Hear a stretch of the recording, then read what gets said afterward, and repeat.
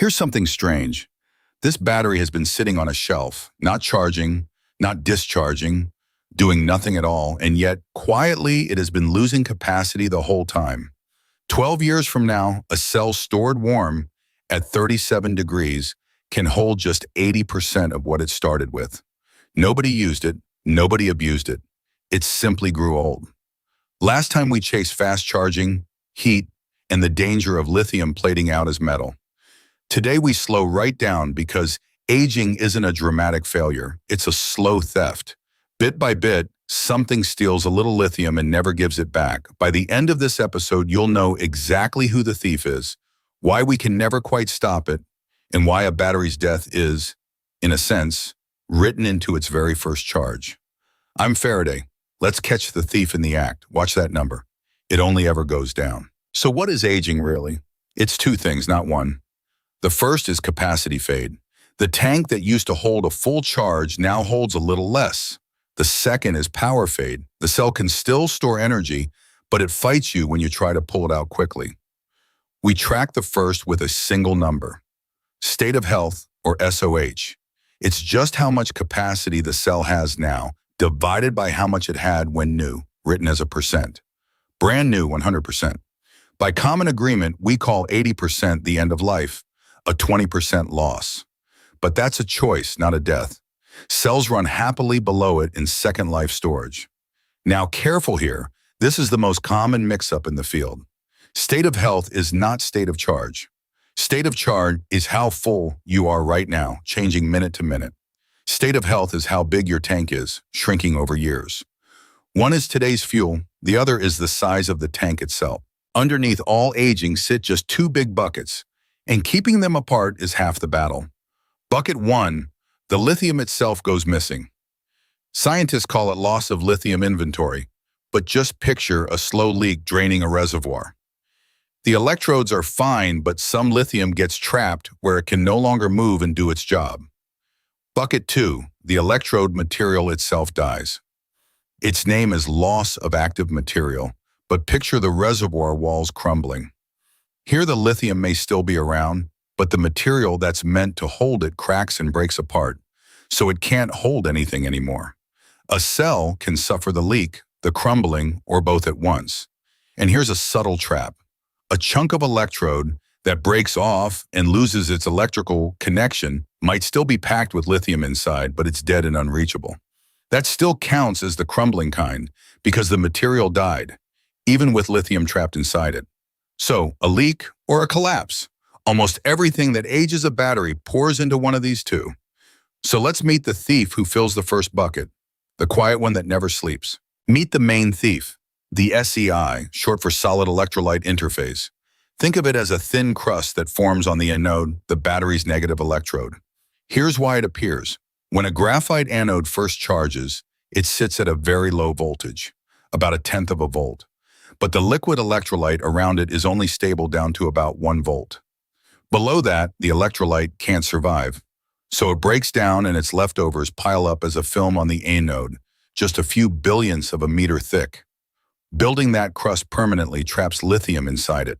That lithium is now gone, locked away, so the cell loses capacity. A pure leak. Now here's the clever, cruel part. The crust lets lithium ions through but blocks electrons, so once it forms, it shields the electrolyte and slows its own growth. But the crust isn't a perfect wall. A trickle still leaks through, so the reaction never fully stops. Not when full, not at rest, not ever. This is the thief that keeps working even while the battery sleeps. Let's build the thief's signature. One piece at a time. Start simple. Capacity loss grows with the square root of time, not straight up with time. Why a square root? Because to keep going, the reaction needs something, an electron or a stray molecule, to travel through that crust. The thicker the crust gets, the longer the journey, the slower the growth. The crust throttles itself. Anything seeping through a thickening layer behaves this way, fast at first, then ever slower. Now add temperature. Heat speeds the reaction along a steep, predictable curve, and how steep depends on a number called the activation energy, the push needed to get the reaction going. Roughly 24 to 55 kilojoules per mole. Raise the temperature and the rate climbs sharply. Put it together and the loss is a temperature term multiplied by the square root of time term. The most damage happens in the very first weeks. Then the curve bends and flattens out. So never take that early steep slope and draw it as a straight line into the future. It lies. Watch what that square root of time shape actually does. The red line is what you'd predict if you assumed aging stayed constant, a fixed percent every year. It rockets off the chart and says your battery dies in no time. The real curve in blue, it bends and calms down. That gap is the difference between fear and physics. Real numbers. A lithium iron phosphate cell, stored fairly full at 25 degrees, loses about 0.2% of its capacity per month. Call it 2 to 3% a year at room temperature. Now warm it to 50 degrees, and that jumps to about 0.5% per month. Same cell, same shelf, just hotter, and the theft more than doubles.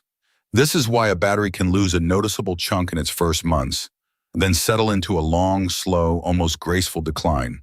The thief is greedy early and lazy late. But, and this matters, lazy is not stopped. The leak runs forever. Which raises a question. If the crust is the slow, polite thief, what about the violent one? For that, we need to break some particles. Now the mechanical thief, the one behind the crumbling. Every electrode is made of tiny particles, and each one breathes. Lithium goes in, the particle swells, lithium comes out, it shrinks. Graphite changes size by about 10% every cycle. That constant breathing builds stress, stretching the particle's surface, then squeezing it over and over. And here's the precise truth. Only the stretching half cracks it, not the squeezing. When the pull gets stronger than the material can bear, tiny cracks open and grow a little more each cycle, like bending a paperclip back and forth until it snaps. A fragment breaks off, loses its electrical path, and becomes a dead island, still full of lithium, but cut off. For graphite, 10% swelling means cracking is slow, mostly a fast-charging problem. But silicon? Silicon swells by about 300%. It shatters itself within tens of cycles.